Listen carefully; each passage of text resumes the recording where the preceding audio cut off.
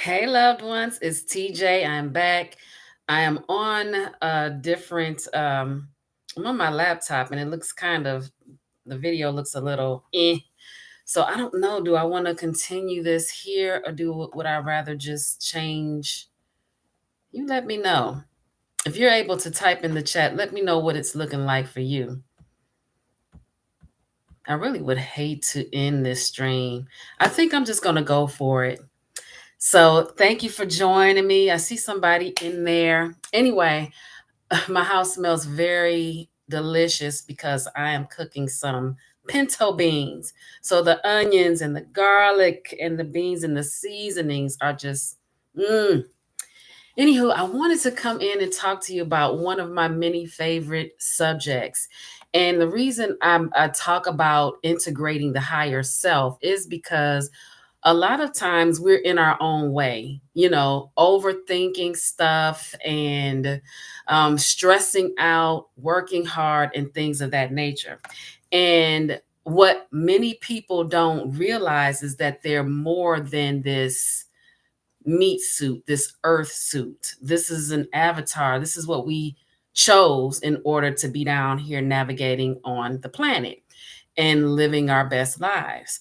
However, with a lot of conditioning and um, yeah, a lot of conditioning and a lot of the things that are taught out here in society and the just I'm going to stop there. I'm not going to give a list, but you guys know people believe that they are not enough. They believe that they have to compete with each other.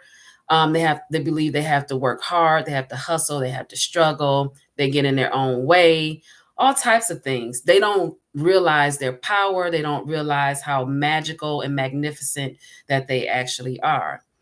And so I wanted to just explain and dig in a little bit more about that because when I say this, a lot of times it just goes over people's heads. Like they're looking at me like, yeah, whatever. Yeah, like I'm a nut and I'm crazy. But the truth is that we are spirit, we are souls who are walking around on the planet. We're not just what meets the eye. We're beyond that. We're bigger than that. We're infinite, magnetic, sentient, sovereign beings.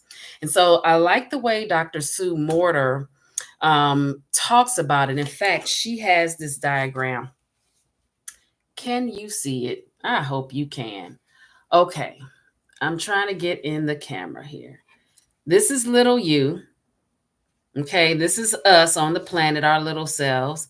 But then, I don't know if you can see, you know what? Let me grab this marker because let me get this marker and just darken this up a little bit. When we decided to incarnate and come into this planet, we essentially are souls that are huge. This is your soul. So pretend like this is like stardust and everything. I got some little stars in there. This is your soul. And you said, hey, I want to come back to the planet. I want to incarnate as a human being. And your soul came down into this little body. However, all of your soul is not all the way in this little body. You're way bigger than that. And so, what your soul wants to do is to live this life, evolve, learn, and grow here on the planet. And so, it's in the physical body, and it wants an opportunity to actually do the navigating. A lot of us don't understand that. So, we try to do the navigating using our physical brain, our human brain, instead of allowing our higher self to do it for us, which is why sometimes you might experience like you might try something multiple times and you find yourself hitting up against a brick wall. It's because that's not necessarily what your soul is here to do, and your soul is trying to just steer you in the right direction, put you on the right path. Okay, so this image is actually what Dr. Sue Morter drew. So I'm not going to take I mean, I drew this, but I'm not going to take credit for her illustration. This is just a really like quick, non cute way of showing you, just so you can get the idea. So we walk around here a lot of times overthinking and not realizing that we're bigger than what we are. And we often also get in our own way because we start to, when we are doing things, we'll take what we experienced in the past and we'll project it onto the now. And what Bashar says is that the human brain is, number one, it's too small. And this is not a quote, but a paraphrase. The human brain is not equipped, has no idea, and does not understand how things will happen. It can understand and it knows how things have happened in the past, which is why a lot of times people reach in the past and pull it forward. But we have to remember that there are an infinite number of possibilities. And so while you're reaching back in the past and pulling it forward, you're continuing to perpetuate that same cycle, and you have the same story to tell. Instead of leaving it back there, count it all joy, count it as an experience, and look forward. Okay, look at the moment that is right now, and know that it can change at any moment. And it is all about perspective. But what I liked about Bashar, what he said about this is, I'm coming back to the little you. Oh my gosh, this is crazy. Okay, wait. Getting closer. That's little you. See little you? That's the human little you. And then you're up on, see, I have to draw this again. You're up on a mountain, your higher self. Your higher self can see everything. So imagine that there are two yous, one down here and one all the way up on the mountaintop, who can see what will happen, how it will happen, what won't happen, what's next steps, how things will unfold. Okay, so integrating your higher self and passing all of that stuff onto your higher self makes your life easier. I'm just darkening in this graphic. Okay, so this is the mountain, and that's your higher self. I put some stars up there because we're stardust, okay? But that's your higher self that can see everything, and then little you is down here. And so I have videos on how you can start to connect with your higher self. But what I did, and what I actually like, is Dr. Sue Morter's book, Energy Code. I did a couple of the practices and exercises in that, but I also recommend meditating and sitting with yourself. And all you have to do is ask.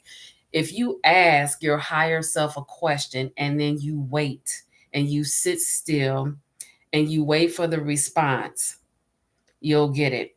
It'll either be through words, if you are a person who's clairaudient. You might see visuals if you're clairvoyant. You might get a feeling. If you're clairsentient, you might have some of all of that. You might see colors. You might see signs in your environment, symbols, synchronicities. You could be reading a newspaper, an online article, and then the answer pops up right there in one of the paragraphs. It's everything is your higher self. The universe is always communicating with you at all times. Now, one way, and I do have a video on how you can start to do other practices to help deepen that relationship. But if I were you, I would communicate on a regular basis with my higher self, like all day, every day, because it's you. It is you. Okay. It's just your soul, okay. It's you. One really cute and fun and simple practical way to do it is energy test. You might have heard it referred to as muscle testing. Muscle testing, energy testing, it's the same thing. You can do it any kind of way. And I've demonstrated this before, but I'm going to demonstrate it again here. You can, I'm getting the camera. You can rub your fingers together and you can ask it to show you no. Okay. And just sit back and allow. Don't try to help it. What is yes? Okay. Then you can proceed to ask yes and no questions doing this. If you want to rub your hand, you can scratch your head. Pay attention to the subtle changes. Sometimes it's subtle, sometimes it's not. Or you might just hold something in your hand and you say, please show me yes. Please show me no. Please show me yes. Please show me no. There's so many ways you can get creative. You could be laying in bed and rubbing your toes together and just say, what? Please show me yes. Please show me no. And then you start asking your higher self questions. Now, what I will say, the best time to do it is when you are feeling good. When you are feeling low and in a lower vibration where you may be sad or depressed a little bit, maybe something just happened and you're in the midst of, some sadness or anger, don't do it because your answers will probably be distorted and you don't want that frequency to engage with the truth. Okay. So do what you need to do to bring yourself back up out of that. I have videos on that. Allow yourself to feel the feelings. I always say that feel the feelings and then get yourself back on your higher vibe, your baseline, and then just have fun with it. Sometimes I'll be at a restaurant and I'll have the menu right here and I will put my finger on the stuff on the menu. I can't even balance it here, but my finger will be on the menu items and I'll just be doing this down the menu. And my higher self will tell me what is not for my highest good. And you do have free will. So understand that even though you ask, well, for example, is this cookie, is this cookie going, am I going to digest this cookie well? Is my physical body going to digest it well? Or is this for my highest good? And you may get a no. You still get to choose whether or not you have the cookie. So there is no stress, but this is just a practical way to get started with engaging with your higher self.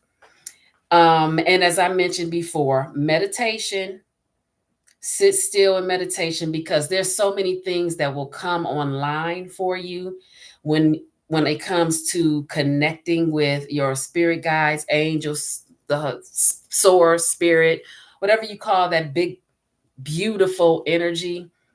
There's so many things that'll come on. Your spiritual gifts, your sacred psychic gifts will come online more when you just sit there and just allow and surrender. Passing all of the heavy load onto your higher self is so much a soft life because you're not overthinking with the human brain. The human brain is the servant. The human brain is like, okay, I got the message. Now, what do I need to do to carry it out? I'm going to turn left. I'm on the road. I'm going to drive left. So it's here to help you navigate. Your heart is the main brain. Okay.